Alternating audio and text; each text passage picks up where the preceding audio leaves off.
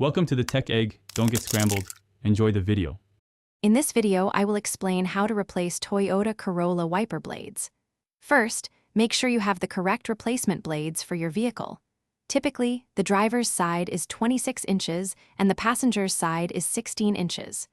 You'll also want a small flathead screwdriver or a trim removal tool.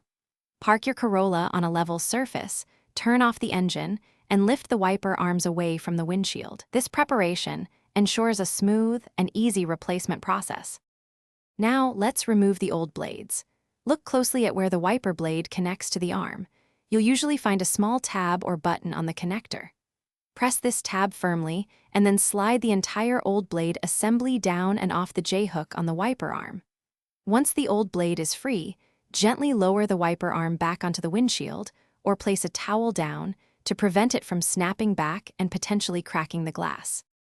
With the old blade removed, it's time to install the new one.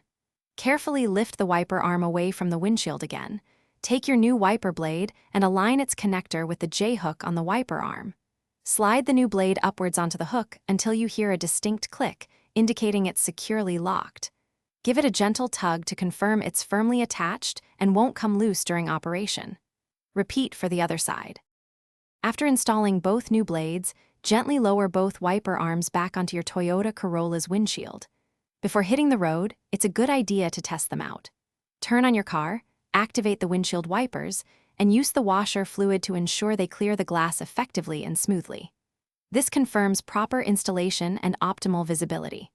Also, for a fresh car interior, check the description for a link to Little Tree's black ice and other great deals. Thanks for watching. Consider subscribing if I helped unscramble your problems.